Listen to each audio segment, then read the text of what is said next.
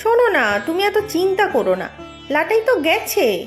চিন্তা কি আর সাধে করছি? বাবা তো আর কথা শোনার লোক নয়।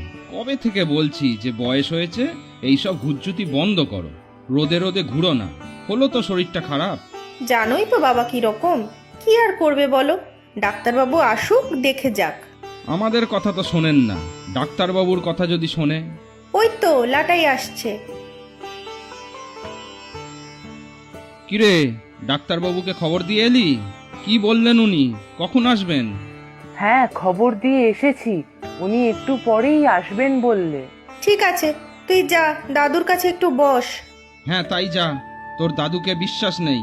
কখন দেখবো টুক করে ঘুড়ির মতো বেপাত্তা।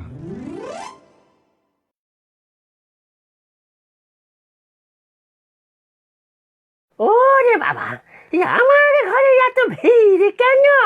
তোমাকে ডাক্তারবাবু দেখতে এসেছেন। কে এসেছে? মুক্তার? আবার উকিল মুক্তার কেন? আমি বাবু এখন কোনো উইল টুইল করবো না বলে দিলাম। হ্যাঁ, আরে তোমাকে ডাক্তারবাবু দেখতে এসেছেন। উফ, এই সকাল সকাল এত চিৎকার করিস না বাপু, বললেই হয় ডাক্তার বাবু এসেছেন। সত্যি দুলাল জেঠু, তোমাকে নিয়ে আর পারি না। বলি বয়স তো হয়েছে, শরীরে কি এত ধকল পোষায়? এখন বিছানায় শুয়ে থাকো। না না, আমি তো বিছানায় শুয়েই আছি। বাবা, এবার একটু চুপ করে শুয়ে থাকো, ডাক্তারবাবুকে ভালো করে পরীক্ষা করতে দাও। তা ডাক্তার, তুমি কেন এসেছো বলো তো?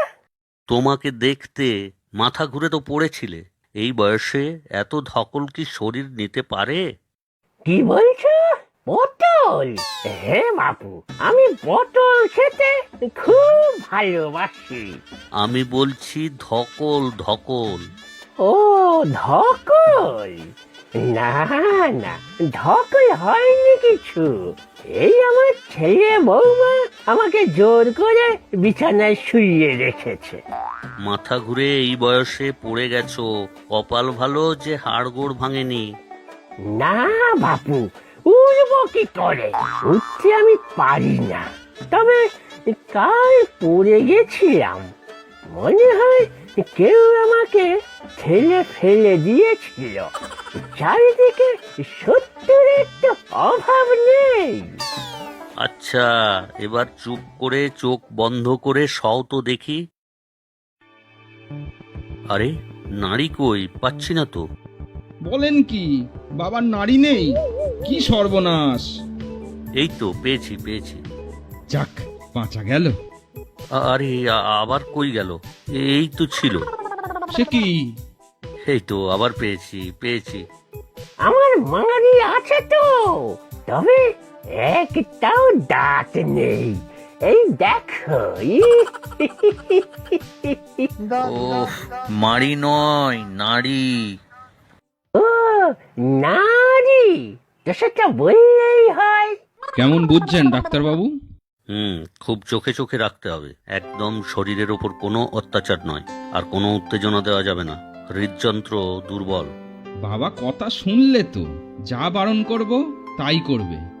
মানুষ বয়স হলে বাচ্চাদের মতো হয়ে যায়। এখন তোমাকেই তোমার বাবার সব দৌরাত্ম্য সামলাতে হবে। আচ্ছা, আজ আমি উঠি। আসুন, আপনাকে একটু এগিয়ে দেই। আমার ছেলেটা বাইরে থেকে দরজা বন্ধ করে রেখেছে, যাতে আমি বেরোতে না পারি। সত্তর, সব সত্তর। কিন্তু জানে না তো ওই শর্মাকে জাতকে দেখা সহজ নয়। ওই জানলা দিয়েই বেরোবো। তেপাদের আম গাছে প্রচুর পাকা আম হয়েছে। আজ রাতের মধ্যে না ঝাঁপলে কাল বখাটে ছেলেগুলোর জ্বালায় একটাও আর থাকবে না।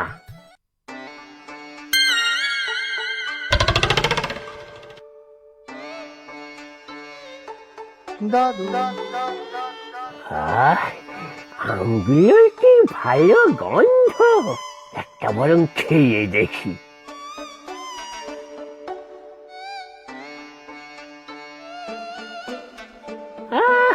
একদম খাসা। কিরকম বুদ্ধি করে পালিয়ে এলাম। আমাকে